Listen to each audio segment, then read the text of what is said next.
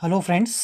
आज हम लोग भौतिक विज्ञान के यूनिट 2 वैद्युत चालन के ऊपर यहाँ पर चर्चा करने वाले हैं और ये यूनिट सेकंड हमारा यहाँ पर स्टार्ट होगा। तो जैसा कि यूनिट का आप नाम है वैद्युत चालन, तो आप सभी लोग जानते हैं कि वैद्युत चालन, वैद्युत का मतलब आवेश के प्रवाह से होता है। तो यहाँ पर अगर हम पदार्थों को कैटेगराइज करें, पदार्थों को वैद्युत चालन या ऊष्मा चालन के आधार पर इनको वर्गीकृत करें, तो हम जानते हैं कि जो पदार्थ हैं वो मुख्यतः 3 प्रकार के होते हैं। नंबर 1 चालक, नंबर 2 कुचालक और नंबर 3 अर्धचालक।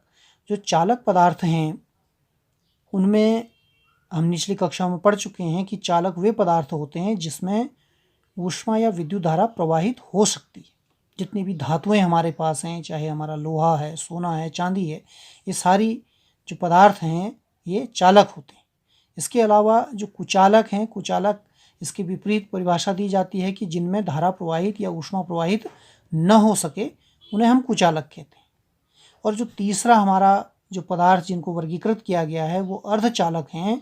और अर्धचालक नाम से आपको क्लियर हो रहा है कि यह पदार्थ इस प्रकार के इनमें गुण होते हैं कि साधारण अवस्था में, अर्थात सामान्य जो भौतिक अवस्थाएं होती हैं उनमें अगर कोई शुद्ध पदार्थ है तो उसमें विद्युत धारा का प्रवाह नहीं होता है, अर्थात वे चालक नहीं होते। अवस्थाएं अगर हैं तो वहाँ पर विद्युत धारा का उसमें प्रवाह नहीं होता है। परंतु यदि उसकी भौतिक अवस्थाएं हम परिवर्तित कर दें और उसमें कुछ अशुद्धियाँ अगर हम उसमें मिला दें, तो वे जो अर्धचालक हैं, वे जो पदार्थ हैं शुरू में जो कि कुचालक की भांति व्यवहार कर रहे थे, उनमें कुछ परिवर्तन करने के पश्चात उनमें कुछ मात्रा में विद्युत धारा प्रवाहित होने लगती है, अर्थात वे चालक की भांति व्यवहार करने लगते हैं। तो इन्हें अर्धचालक कहा जाता है, जिनमें सिलिकॉन और जर्मेनियम ये मुख्यतः इसमें जो प्रमुख पदार्थ हैं वो हैं। परंतु अब जैसा कि हमने जो पढ़ना है, हमें विद्युत चालन पढ़ना है, तो हम लोग हमारा जो कंसंट्रेशन होगा, जो पाठ का पूरा जिस पर हमारा फोकस होगा वो चालक और चालन के ऊपर होगा। अर्थात हमें जो अध्ययन करना है वो कंडक्टर और कंडक्टिविटी के ऊपर अध्ययन करना है, वो भी इलेक्ट्रिकल कंडक्टिविटी, इसके ऊपर हम लोग अध्ययन करेंगे। तो सबसे पहले हम लोग यहाँ पर चर्चा करेंगे कि विद्युत धारा क्या है।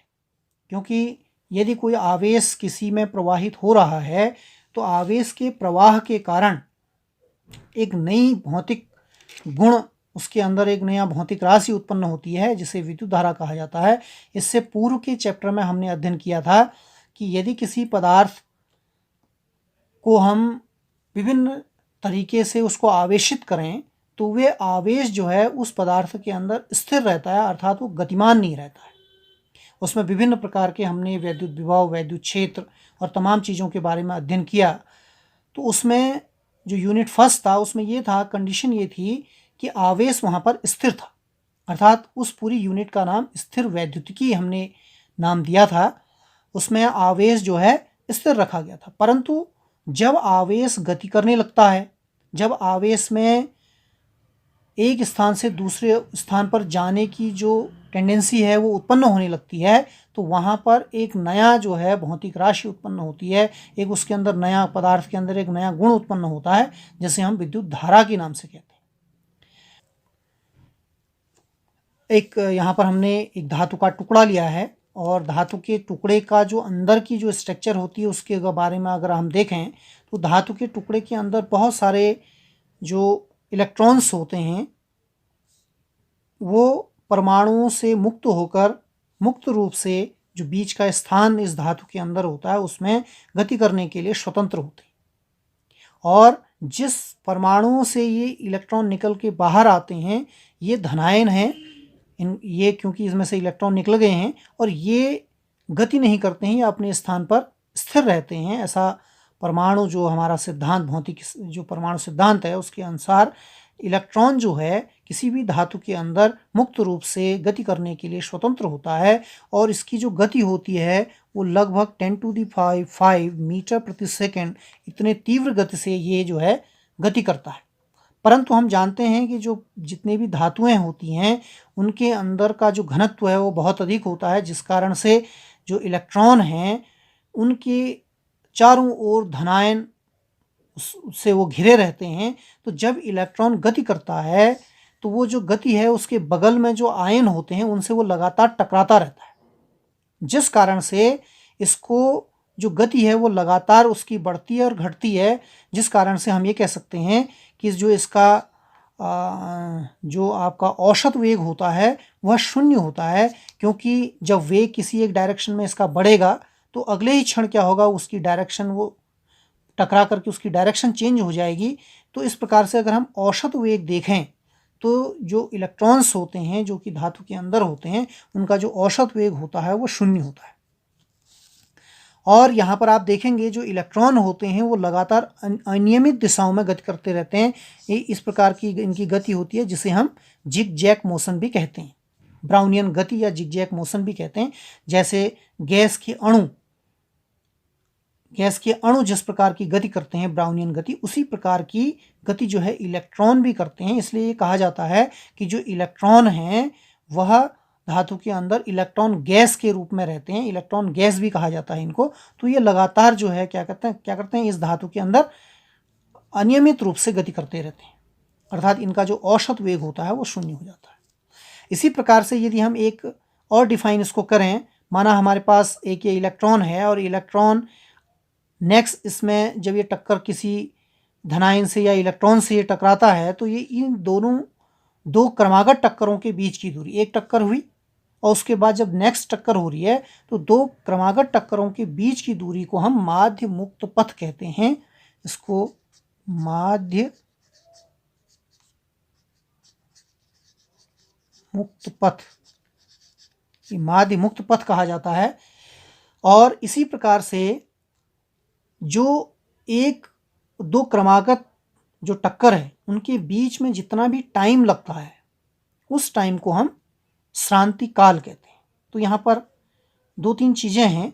तो नंबर एक तो है माध्य मुक्त पथ किसे कहते हैं, अर्थात दो क्रमागत टक्करों के बीच की जो दूरी है उसको माध्य मुक्त पथ कहते हैं, और दो क्रमागत टक्करों के बीच का जो समय है उसको श्रांति काल कहते हैं।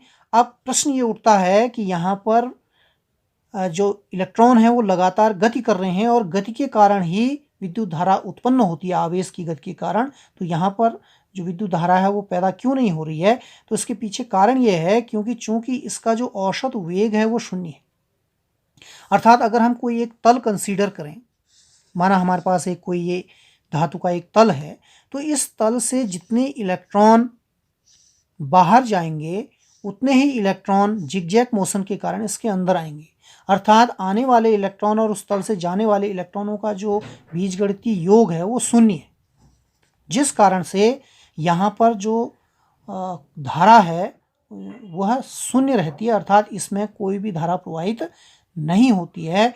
तो यह आवेश का जो प्रवाह है वह एक दिशा में नहीं होने, अनियमित दिशाओं में होने के कारण किसी भी एक धातु के टुकड़े में साधारण अवस्था में इलेक्ट्रॉनों के होते हुए, गतिमान में होते हुए भी उस साधारण की एक धातु के जो टुकड़ा है उसमें कोई भी विद्युत धारा प्रवाहित नहीं होती। परंतु यदि हम इस धातु के टुकड़े को एक बैटरी के द्वारा जोड़ दें तो बैटरी के जोड़ने से क्या होगा कि ये जो धातु का टुकड़ा है इसके दोनों सिरों पर ये जो बैटरी है इसके द्वारा एक विभवांतर पैदा हो जाएगा, जिस कारण से यहाँ पर एक वैद्युत क्षेत्र उत्पन्न होगा और इस वैद्युत क्षेत्र के कारण ये जो अंदर के इलेक्ट्रॉन्स हैं इस पर एक बाह्य बल, एक वैद्युत बल कार्य करने लगेगा। और हम जानते हैं कि जो ऋणावेश हैं उन पर वैद्युत बल सदैव वैद्युत क्षेत्र के विपरीत दिशा में लगता है। तो आप यहाँ चित्र में देख रहे होंगे कि यहाँ पर जो इलेक्ट्रॉन है, जो हमारे पास बैटरी है उसका धन सिरा ए सिरे से और इसका ऋण टर्मिनल जो है बी सिरे से जुड़ा है। तो जिस कारण से जो वैद्युत क्षेत्र होगा वह जो ए से बी की ओर इंडिकेट होगा, ए से बी की ओर, क्योंकि वैद्युत क्षेत्र की दिशा वही होती है जो धनावेश की गति की दिशा होती है। तो यहाँ पर जो धनावेश है वह ए टर्मिनल से बी टर्मिनल की ओर गति करेगा, जिस कारण से वैद्युत क्षेत्र ए से बी की ओर होगा। अब चूंकि यहाँ पर जो विद्युत धारा प्रवाहित हो रही है वह इलेक्ट्रॉनों के कारण प्रवाहित हो रही है और इलेक्ट्रॉन ऋणावेशित होते हैं, तो जिस कारण से इलेक्ट्रॉनों पर जो है वैद्युत क्षेत्र के विपरीत दिशा में, या ये कहें कि जो हमारे पास बैटरी का जो धन टर्मिनल है, जो धन सिरा है, उसकी ओर ये जो है गति करने लगेंगे। अब इस प्रकार से इसमें लगातार हर इलेक्ट्रॉन पर एक फोर्स लगता है और F is equal to Q E, या इसको E इंटू ई भी कह सकते हैं। इतना जो फोर्स है वो इसकी दिशा में लगेगा, जिस कारण से ये जो है लगातार जो है आपके धन टर्मिनल की ओर आते रहेंगे। इस प्रकार से यहाँ पर एक विद्युत धारा पैदा हो जाती है जो कि प्लस धन आवेश से ऋण आवेश की ओर प्रवाहित होती है। तो यदि हम विद्युत धारा को परिभाषित करें तो हम ये कह सकते हैं कि आवेश प्रवाह की दर को विद्युत धारा कहते हैं।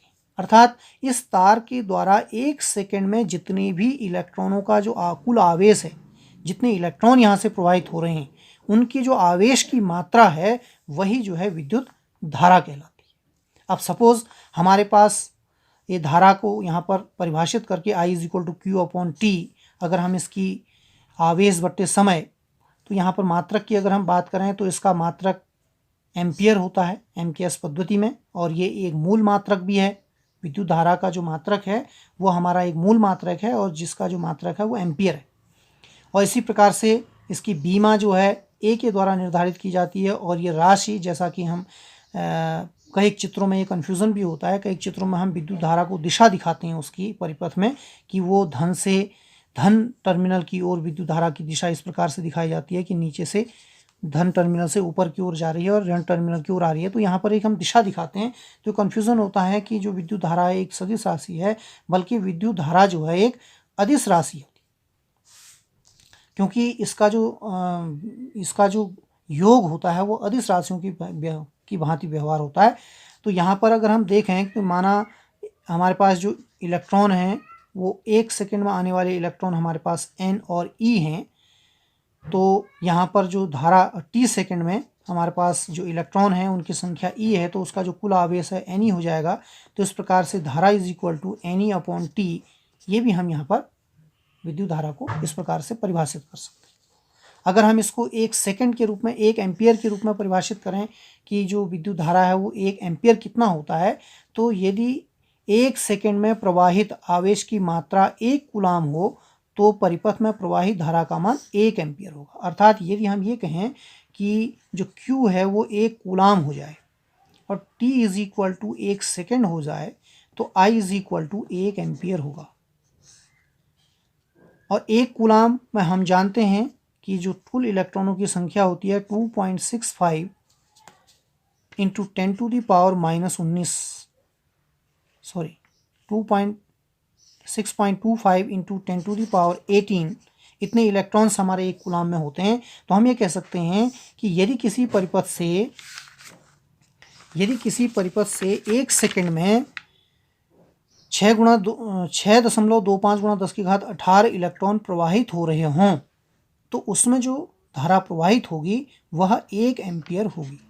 तो इस प्रकार से दिखाई जाती है। 1 एम्पियर विद्युत धारा वह है जो कि निर्वात में रखे 1 मीटर की दूरी पर स्थित 2 सीधे लंबे समांतर तारों में प्रवाहित होने पर प्रत्येक तार के एकांक लंबाई पर 2 गुणा 10 की घात माइनस 7 न्यूटन का बल उत्पन्न करती है। तो इस प्रकार से भी 1 एम्पियर को परिभाषित किया जाता है।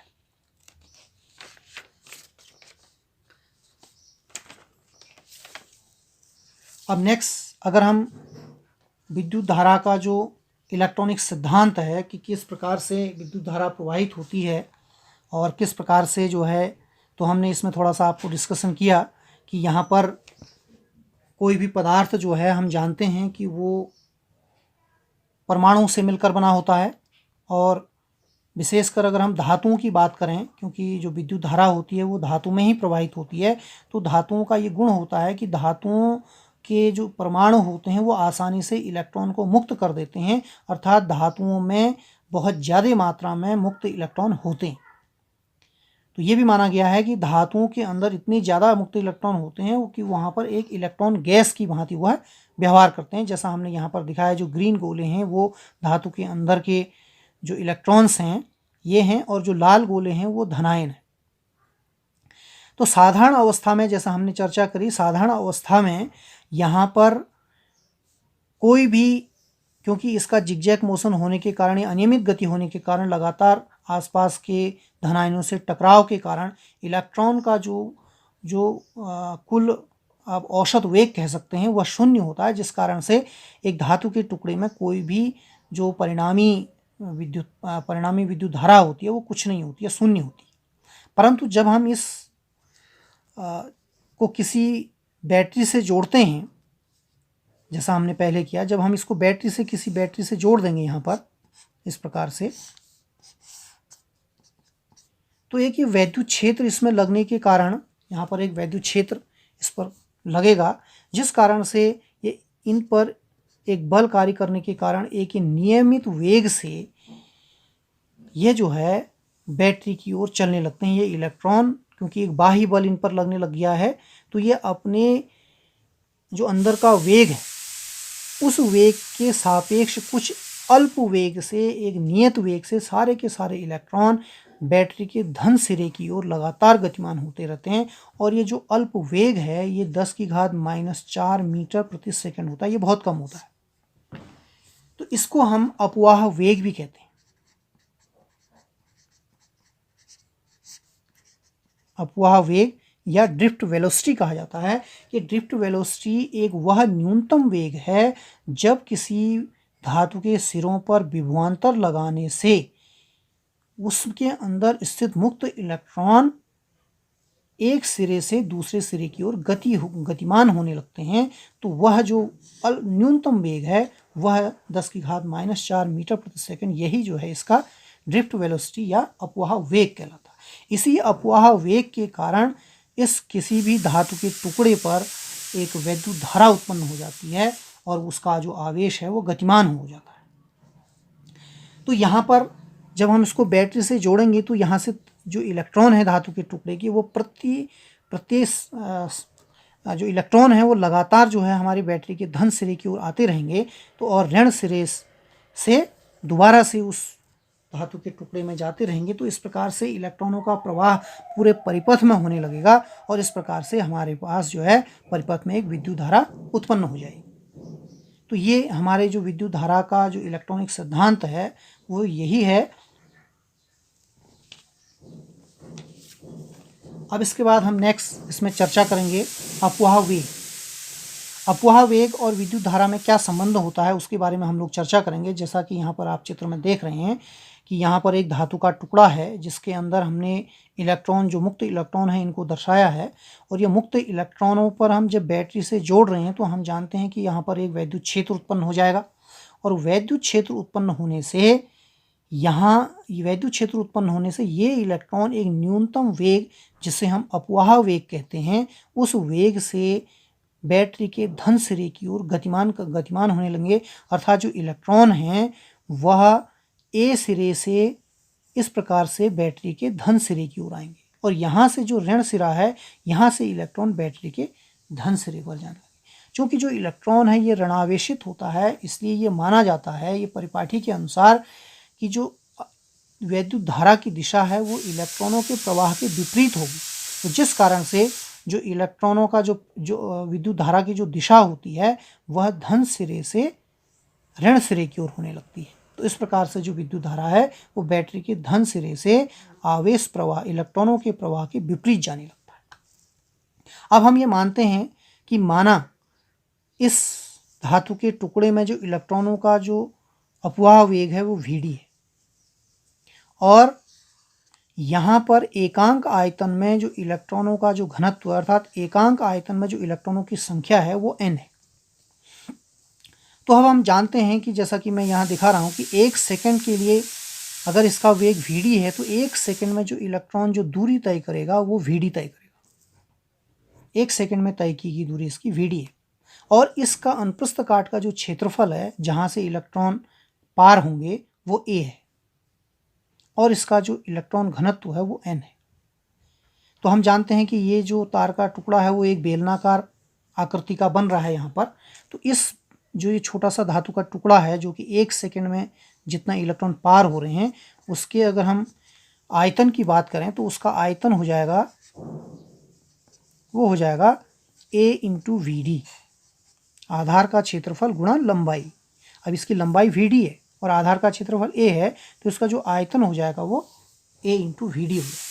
अब हम जानते हैं कि एकांक आयतन में जो इलेक्ट्रॉनों की संख्या है वह हमारी n है, तो इसमें जो टोटल इलेक्ट्रॉनों की संख्या हो जाएगी तो कितनी हो जाएगी वो, तो 1 सेकेंड में